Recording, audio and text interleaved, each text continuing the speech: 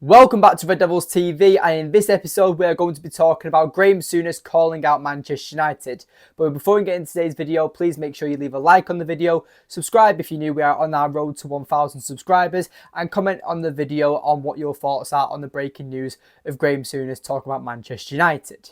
So, as we know, Souness, Liverpool legend, has always had an agenda against Manchester United, an agenda for many years, and likes to criticise international players, especially of Manchester United, whether it's Paul Pogba, Anthony Martial, Sandro Martinez for his height. I find it very frustrating because, and you're always going to get this, especially with Liverpool pundits. Now, obviously, he's not a pundit anymore on Sky Sports. He now talks his shite on Talk Sport. But Souness has come out with The Express and an interview with Ryan Taylor talking about Manchester United torn apart over a wasteful £183.5 million transfer fee. Souness exclusive. That is what the article is all about. So during this article, Souness mentions Manchester United about why they've had a terrible transfer window, talking about Rasmus Højlund, talks about Erik ten Hag. With this, I feel like that there are some areas that you could agree with from Souness, but there's other parts where he's been a complete hypocrite, and I'm going to address that in this video. So this is what Souness has to say. Souness is adamant Manchester United have wasted cash this summer despite a £183.5 million transfer spree. Erik ten Hag's stuttering side have already lost their opening 4 Premier League matches following back-to-back away defeats on the road at Tottenham and Arsenal. As we know, but it's no secret that Manchester United have been terrible away from home, especially last season and especially against the top 6. Our away record is absolutely terrible, and you could argue that's because we don't have the squad depth. It seems that Manchester United don't give teams the same respect when we do at home than when we're going into their back garden. So, for example, when we played Anfield and we lost 7-0 last season, Manchester United kept the same team that we played them at Old Trafford, when Manchester United are the more attacking side. But when you're going up against a team against Liverpool or Arsenal or Tottenham or City, a team that's going to attack you at their home ground, you're going to want that bit of extra defensive cover. And that's, for me, why we've brought in Sofyan Amrabat. So with Souness talking about that there, I can understand that because this is where United have had a terrible transfer window. The time it's took us to bring in these players, the injury setbacks that we've had with the new signings and the current signings, it's been all over the place. But Souness also then goes on to talk about, I don't think Manchester United are going to get any better than they were last season. Now, you could say that is kind of correct. As a United fan myself, I'm not going to predict Manchester United are going to finish any higher than 3rd place or even win a trophy. So I can understand where he's talking about from there. But then he also goes on to say they've spent £72 million on a young centre forward in Rasmus Højlund, who has not got a great scoring record. Now, funny you mention that, Graham, because I've got some stats here about a recent striker that Liverpool have signed, and his name is Darwin Núñez. Now, Darwin Núñez, again, a Manchester United target in Erik ten Hag's first season, last season before he went to Liverpool for €80 million. Let's just say that. So they signed him for €80 million. So remember that fee. In Darwin Núñez's first season in the Portuguese league, he scored 14 goals in all competitions. And in his first season at Liverpool, he scored 15 goals in all competitions, right? Rasmus Højlund last season got 16 goals in all competitions last season. So he's having a pop at Manchester United signing Rasmus Højlund for such a high fee, and Darwin Núñez, who scored less than him in both seasons. So help me out here, Graham, because to my knowledge, 16 is more than 14 and 15. Obviously not together, because that makes 29, because I'm not stupid. But in an individual season, Rasmus Højlund has scored more goals than Darwin Núñez in his debut seasons for the club.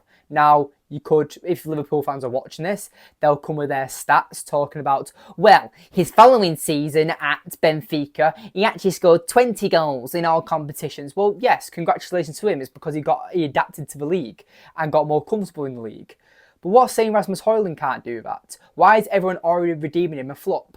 Oh, I know, because he's an international player that Manchester United have signed for an extortionate amount of money, and that means he's already going to be a flop because the pundits and people in the media are too lazy to actually know anything about the player before they actually generate an opinion on him. But guess what? It's Manchester United. But because I've never heard of this player, that must mean that they're automatically terrible. That's not the case. That's not the case at all. And I believe Rasmus Højlund is going to be a success at Manchester United, because when you've got a player like Bruno Fernandes, has created more chances out of anyone in Europe since he's joined at Manchester United in 2020.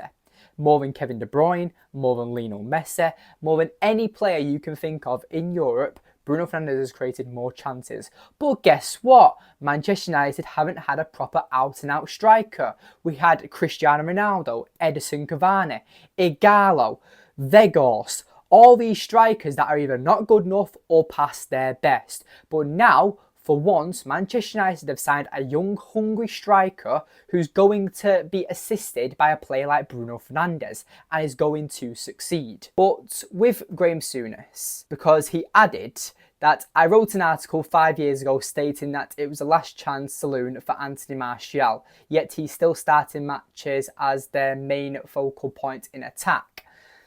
Now, Graham Souness believes that Ten Hag is still carrying several passengers who have yet to showcase the quality and consistency required to win the biggest prizes. Now, you know what? I'm going to agree with Graham Souness here. It's clear Manchester United have got different players from different eras of managers, and he's inherited shit, pretty much. He's inherited a team that doesn't want to be here or isn't good enough or their time's up. And this summer alone, he tried getting rid of Martial, McTominay, Maguire, Van der Beek, and he's not got rid of any of them. We've got rid of Fred. We've got rid of a few youth players. That's about it. We've got rid of Dean Henderson. But we've not really got rid of the players that Eric Ten Hag really wanted to get rid of. And that's the issue here, because of the high wages, and the players and teams aren't going to take a gamble on them type of players. It just won't happen. That's because of the poor negotiation side of Manchester United by offering these players such high wages that haven't ended up by delivering. And for me, this has been a massive issue for Manchester United for many years now. The fact that we give these massive players who come to Manchester United and we give them massive wages, it just messes up with their heads. They think they've made it, they get this massive ego that they can't be touched, and then they don't perform well. And that's the cycle repeating itself. The club's a mess, and we all know this, but Graham Souness, I'm not going to be a bias fan. I'm not going to sit here calling him saying he's an absolute idiot.